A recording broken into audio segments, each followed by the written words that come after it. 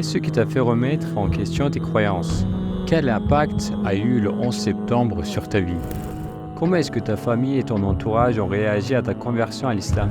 J'étais un missionnaire. J'ai grandi dans un endroit appelé Bible Belt, où il y a plus d'églises que de McDonald's. Et il m'a regardé, il a mis son doigt devant mon visage et il a dit « Toi, tu es un musulman ». J'ai rabaissé son doigt et j'ai dit « Non, je ne suis pas musulman. Mon prénom et ce mot ne seront jamais liés ». Il me dit « Le FBI est là. Qu'est-ce que t'as fait? Tu es la plus grande honte de notre famille. Qu'est-ce que tu as fait ?» Et le gars sort un Kalachnikov. Les deux personnes qui étaient avec moi se sont directement mises par terre. J'ai regardé et j'ai dit « La ilaha illallah Muhammadur Rasulallah ». Salam alaikum wa rahmatullahi wa barakatuh. Je suis Haroun, musulman américain reconverti. J'ai 43 ans. J'habite dans le sud du Mississippi. J'ai une ferme, je suis agriculteur. Je suis musulman depuis 1998-99 à peu près. J'ai vécu en Arabie Saoudite. J'ai déménagé là-bas quand j'avais 20 ans. J'y ai vécu 10 ans. Et après, je suis retourné aux États-Unis où je vis actuellement. Qu'est-ce qui t'a fait remettre en question tes croyances? J'étais un chrétien baptiste du Sud. J'ai grandi dans un endroit appelé la Bible Belt, où il y a plus d'églises que de McDonald's. J'ai étudié la Bible, j'ai été un prêtre pour les jeunes, j'ai été missionnaire. J'ai servi dans une mission au Guatemala. Au moment où j'ai quitté le christianisme, j'étais un prêtre pour les jeunes dans une église baptiste du Sud. C'est à peu près comme ça que je suis arrivé ici. Comment est-ce que tu as entendu parler de l'islam? J'étais au lycée où ils nous ont enseigné toutes les différentes religions. L'hindouisme, le judaïsme, le christianisme et l'islam. Bien évidemment, c'était biaisé. Les gens qui enseignaient étaient tous des baptistes du Sud comme moi. Ils n'allaient pas donner toute la vérité. Mais grâce à Dieu, tu sais, le test qu'on a passé donnait les 5 piliers de l'islam. Il nous a dit que Muhammad, que la paix soit sur lui, était un prophète. Bien sûr, quand on me l'a enseigné, je me suis dit, eh bien, ça c'est ce qu'il croit. Et à partir du moment où Abraham a laissé Ismaïl dans le désert, Isaac était celui qui devait transmettre la prophétie. C'est comme ça que c'était expliqué. Mais ils ont donné une bonne image de l'islam. Rien de ce qui avait été mentionné n'avait pour but de nuire à la religion. Ça disait juste que, eh bien, ça c'est pour eux et ça c'est pour nous. Quelle est la pensée qui vous a fait remettre en question vos croyances? Du coup, lire la Bible dans le Nouveau Testament, étudier Jésus, paix sur lui, d'un point de vue chrétien, pensant que Jésus était Dieu et qu'il était aussi le Fils de Dieu. C'est ça qui m'a éloigné. Parce qu'il n'a jamais dit « Je suis votre Dieu, priez-moi ». C'est apparu plus tard avec l'apôtre Paul ou Saul, et aussi dans le livre de Matthieu. Il y avait un endroit où il était avec 3 des, on va dire, Sahaba. Il était avec 3 apôtres. Et il entrait dans un jardin où il leur dit « Attendez ici, parce que s'ils me trouvent, ils vont me tuer ». C'est une caractéristique très humaine. C'est quelque chose qui, si un Dieu disait quelque chose comme ça, ce serait plutôt « Je me fiche de ce que vous faites, je vais aller ici, je ne suis pas inquiet ». Donc au moins je savais que c'était vrai. Et puis j'ai prié Dieu seul. Et c'est comme ça que je suis devenu musulman. Est-ce que tu peux nous parler de ton parcours du christianisme vers l'islam? Je vais te raconter l'histoire, comment ça s'est passé. J'avais 19 ans, probablement presque 20 ans. J'allais à l'église en voiture, j'allais faire cours à mon groupe de jeunes, qui avaient entre 15 et 18 ans. C'était la tranche d'âge à laquelle je faisais cours. J'étais en guerre contre moi-même, genre j'avais besoin de Dieu. J'avais besoin de lui dans ma vie, j'avais besoin du bon chemin vers Dieu. J'étais assis, j'avais mon chewing-gum à la menthe, j'étais en train de le mâcher. Je mâchais et je conduisais ma Ford F-150 sur une autoroute du Mississippi pour aller à l'église.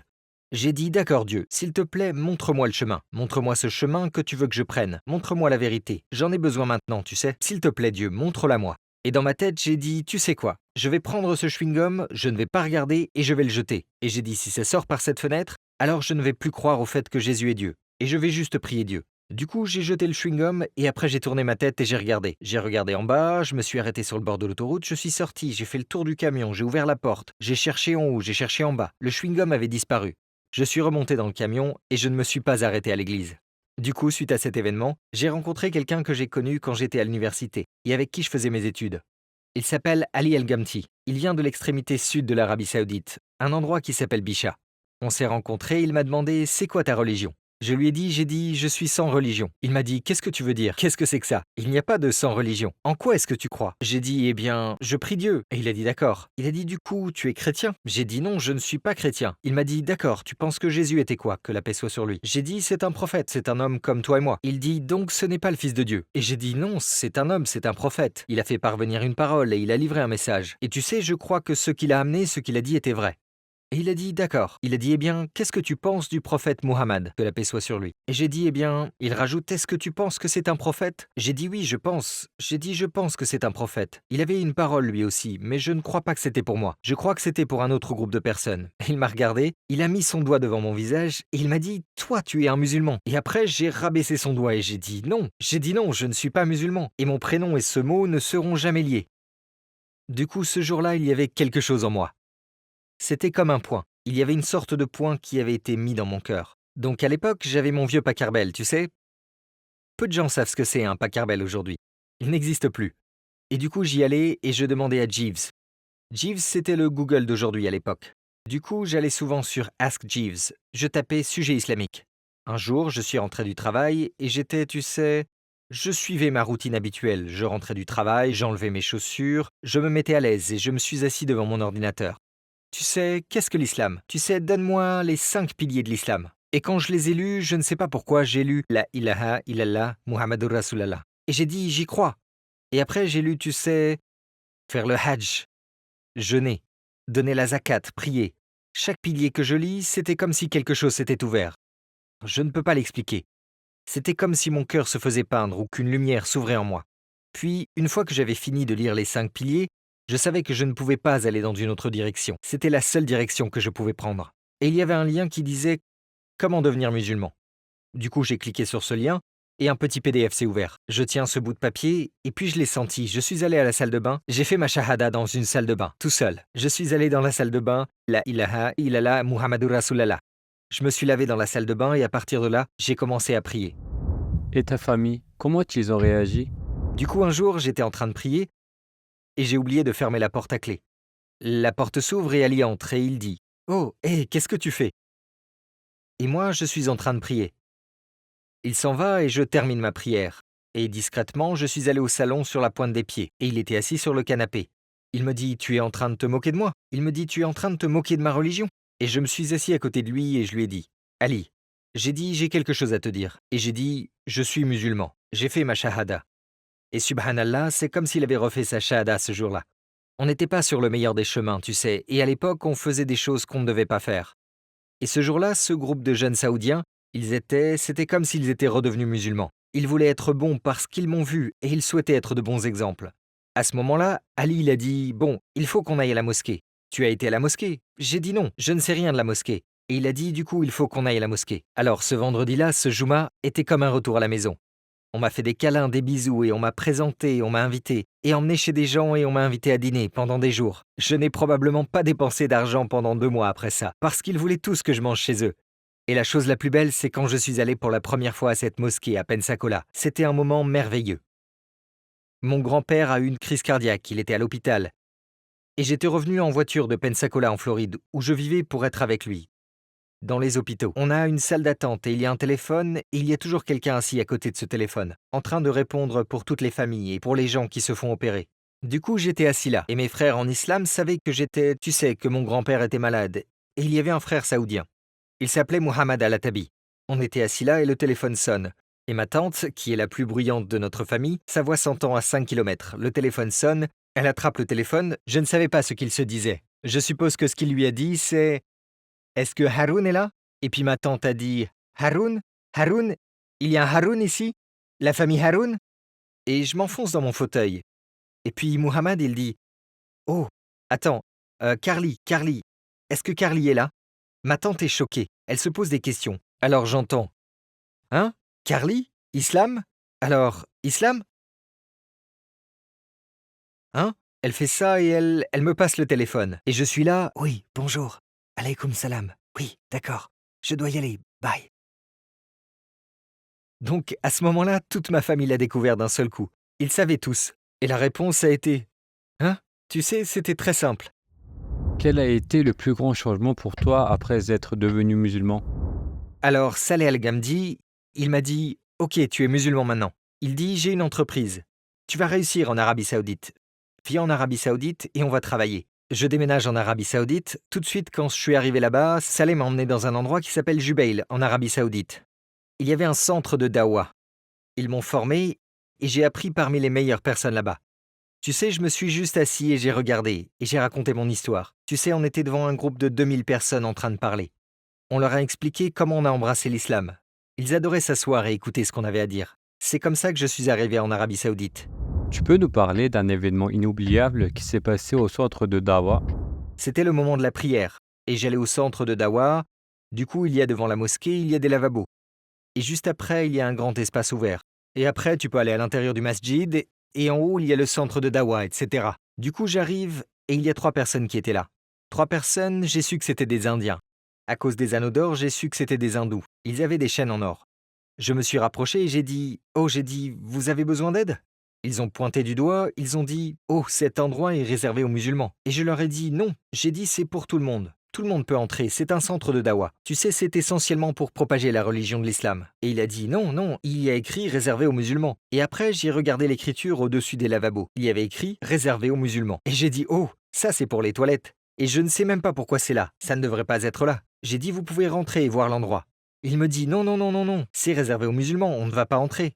Il y avait un seau d'eau qui était relié au climatiseur, qui récupérait la condensation pour arroser les fleurs. Du coup, j'ai pris ce seau d'eau et je l'ai jeté sur les fleurs. Je l'ai retourné et je me suis mis dessus et j'ai arraché le panneau réservé aux musulmans. Et puis j'ai mis le panneau dans ce seau et je l'ai remis là où il était.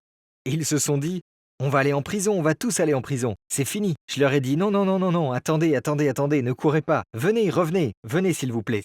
Et il y avait un Saoudien là, il a dit, qu'est-ce que tu as fait? Qu'est-ce qui s'est passé? J'ai dit, juste reste là-bas, juste attends, je te parlerai plus tard.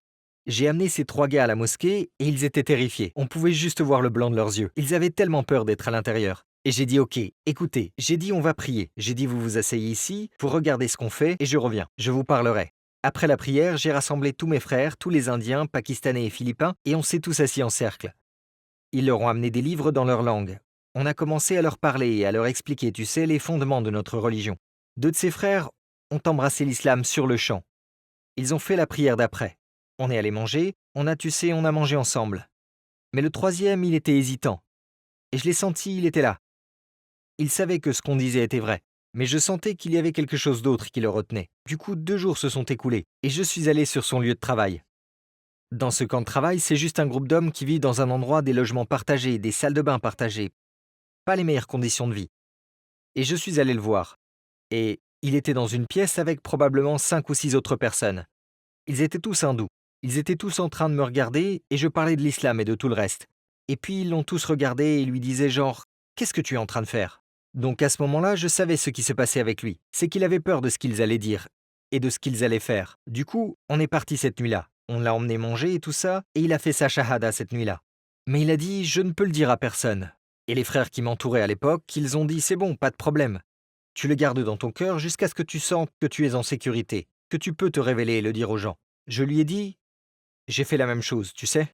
Mais je me sentais mal quand j'ai embrassé l'islam dû au fait que je sentais que je croyais en quelque chose de tellement fort que j'avais besoin de le dire. J'avais juste les mêmes peurs que lui. Il a reçu les bons conseils, il a eu la bonne façon de faire. Et ce sont les 3 premiers, Inch'Allah, ces 3-là. On ne sait jamais, on ne sait pas ce qui peut venir d'eux. C'est comme un arbre. Ces 3-là pourraient être des millions dans le futur. Comment est-ce que le 11 septembre a affecté ta vie et quel genre de difficultés as-tu rencontré en tant que musulman américain à ce moment-là? C'était une période très difficile. Je travaillais, je faisais mon travail et je n'avais aucune idée de ce qui se passait. J'ai reçu un appel sur mon téléphone. C'était un de mes frères. Il s'appelle Rachid Al-Hatib. Il m'a appelé, il m'a dit « Tu vas bien ?» J'ai dit « Je ne sais pas, pourquoi ?» Et à ce moment-là, j'ai commencé à avoir peur. Il dit « Tu ne sais pas ce qui s'est passé ?» Je lui ai dit non. J'ai dit « je ne sais pas ce qui s'est passé. » J'ai dit « Dis-moi vite, s'il te plaît. » Il m'a dit « Ton pays a été attaqué. Ta famille, elle va bien ?» Je lui ai répondu, j'ai dit non. J'ai dit « Je ne sais pas ce qui se passe. Qu'est-ce qui s'est passé ?» Il a dit que les tours jumelles ont été attaquées et que le Pentagone a aussi été attaqué. Et il dit « Tu es où ?» J'ai dit « Je suis ici, à cet endroit. » Et il est venu me voir en voiture. C'était un moment où, tu sais, on n'avait pas l'impression qu'il y avait quelque chose qui s'était passé, qui était si atroce et qui nous aurait fait tant de mal. Et c'était un moment où, tu sais, quand il m'a dit « Est-ce que tu vas bien ?» Et ta famille, est-ce qu'elle va bien? C'était terrifiant. Et après, j'ai commencé à penser à tous les gens, à tous les enfants qui étaient à l'intérieur. Il y avait une garderie à l'intérieur pour les gens qui y travaillent. Après, il m'a ramené à la maison. Il m'a dit « Tu vas rester avec moi pour quelques jours. » Parce qu'on n'avait aucune idée de ce qui se passait. On ne savait pas d'où ça venait. On ne savait pas ce qui allait se passer ensuite. J'ai reçu un coup de fil de mon frère et il m'a dit « Qu'est-ce que tu as fait ?» Et j'ai dit « Attends une minute, qu'est-ce que tu veux dire ?» Il dit « Tu es la plus grande honte de la famille, plus que tout. Qu'est-ce que tu as fait ?» J'ai dit « Jamie, attends une seconde. » J'ai dit « Attends, j'ai dit « Qu'est-ce qui s'est passé ?» Il m'a dit « Le FBI est là. Ils sont venus et ils sont en train de poser des questions sur toi. » Et j'ai dit « D'accord. » J'ai dit « Sois tranquille, je n'ai rien fait de mal. » Il dit « Tu es parti des États-Unis et tu t'es réfugié dans ce groupe terroriste. » J'ai dit « Calme-toi s'il te plaît. » J'ai dit « Donne-moi le numéro de téléphone de l'agent du FBI. Je vais les appeler et je vais mettre les choses au clair. » Ce qui s'est passé, c'est que l'agent du FBI est allé voir mon grand-père dont j'ai parlé tout à l'heure. Quand l'agent du FBI a frappé à la porte et montré son badge à un vieil homme comme mon grand-père, qui a déjà ce genre de conditions, il a dû aller à l'hôpital. Ils ont dû l'emmener aux urgences parce qu'il est tombé dans les pommes. J'ai eu le numéro de cet agent du FBI. Je l'ai appelé et j'étais furieux. J'étais tellement énervé à ce moment-là. Je l'ai eu au téléphone et j'ai dit oui. J'ai dit c'est Carly. J'ai entendu dire que tu me cherchais. Il m'a dit oh oui, tu es où? On t'a cherché partout. Je lui ai dit, eh bien sachant que vous êtes du FBI, si vous aviez un peu de bon sens, vous auriez contacté le consulat où je suis enregistré et je vis ici en Arabie Saoudite. Je ne me cache de personne. Il dit, eh bien, il faut qu'on parle, on t'a cherché et on a besoin de te poser des questions. J'ai dit d'accord. J'ai dit, mais avant tout, si tu vas voir un autre membre de ma famille, quand je reviendrai aux États-Unis, je te retrouverai. Je viendrai te voir là où tu es dans ton bureau et je te donnerai une leçon que tu n'oublieras jamais. Il m'a dit « Tu comprends que tu es en train de me menacer là ?» J'ai dit « Oui, je le comprends. » J'ai dit « Je suis effectivement en train de te menacer. » J'ai dit « Tu n'iras pas voir un autre membre de ma famille, ou un ami ou quelqu'un d'autre qui est lié à moi. » Il a dit « Ok, bon, il faut qu'on te pose des questions. » Du coup, il commence à me poser des questions sur Al-Ghamdi, et il commence à me poser des questions sur tous ces gens. J'ai dit « Écoute, faisons court. Si l'un de mes frères est impliqué et fait partie de ce type d'événements qui ont eu lieu, j'ai dit « Je suis impliqué aussi. » Il me dit « Quoi ? Tu comprends ce que tu es en train de me dire ?» J'ai dit « Oui, je comprends très bien. » J'ai dit « On était des étudiants, on était des travailleurs. Parfois, on avait à peine de l'argent pour acheter la nourriture qu'on voulait, ou, tu sais, pour sortir et faire des choses. » J'ai dit « C'est impossible que l'un d'entre eux ait pu jouer un rôle dans ce qui s'est passé. » J'ai dit « En plus, ce n'est même pas un acte de l'islam, c'est un acte d'un terroriste, chose que nous ne sommes pas. » La conversation a un peu continué, mais une chose était sûre, c'est que je ne voulais pas faire de mal à ma famille. Je ne voulais pas que les gens pensent que je faisais partie de tout ça. Le 11 septembre n'était pas un acte de l'islam. C'était très clair dans notre religion que si tu prends la vie d'un innocent, si tu prends ta propre vie, tu es exclu, tu sors. Il y a des gens qui ont été mal guidés, qui ont de la méchanceté et de la haine, et qui aiment cette vie. Ils ne sont pas vraiment des adeptes de notre religion, parce que notre religion prône la paix et la soumission à un Dieu unique. Et c'est dans le nom, salam, as-salam, c'est la paix. Si notre religion s'appelle la paix, tu sais comment ça peut être possible que cette religion soit composée de terroristes et de gens horribles? Si tu t'y mets et que tu suis les enseignements, et que tu lis le Coran et tu lis la Sunna du prophète, alors tu vas savoir ce qu'est cette religion. Tu ne peux pas comprendre cette religion à partir de ce qu'une personne a dit ou de ce qu'elle a fait, ou de ce qu'un site web a dit ou de ce qu'un prédicateur a publié dans un livre. Il faut que tu ailles le voir toi-même et tu trouveras la vérité. Mais la seule façon d'avoir la vérité dans ton cœur, c'est de demander à Dieu de l'amener dans ton cœur. Tu dois aller te soumettre. Ouvre-toi à Dieu. Si tu crois en Dieu, ouvre-toi et laisse-le te montrer le bon chemin. Qu'est-ce que tu as fait après avoir traversé toutes ces difficultés? Tu es revenu aux États-Unis? Du coup, après le 11 septembre, j'ai continué. Je suis resté en Arabie Saoudite. Tout le monde aimait l'Amérique. Après le 11 septembre, tout le monde était désolé pour l'Amérique. Ils soutenaient l'Amérique. Tout le monde était au courant de cette chose horrible qui avait eu lieu. C'est une chose terrible, tout a changé. Et je n'oublierai jamais le jour où les forces américaines sont entrées en Afghanistan.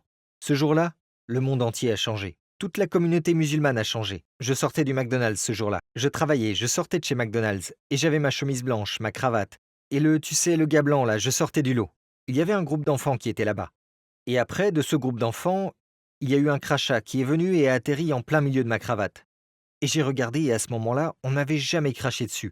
Et je n'arrivais pas à y croire, tu sais, qu'une chose de ce genre venait de m'arriver, tu sais. Comment j'ai pu me faire cracher dessus? À ce moment-là, toutes ces choses-là, il y avait tellement d'attaques contre les Américains, des gens dans les camps qui se faisaient tuer. Tu sais, ces gens, les ennemis de l'islam, c'est-à-dire les terroristes, ils allaient voir les gens chez eux. Je devais faire attention à ce moment-là. Tous mes amis, ils m'ont dit « Tu ne peux pas sortir, tu dois rester à la maison, tu ne peux pas sortir dans la rue ». Et à ce moment-là, mon arabe était très bon. Une fois que je parle arabe, c'était dur de convaincre les gens que je n'étais pas arabe ou que je ne venais pas d'un pays musulman. Du coup, quand on sortait, les gens disaient « Oh, hello, hey, how are you ?» Et je disais « Ishtekuli ?» Tu sais, « Ishtabi, qu'est-ce que tu veux ?»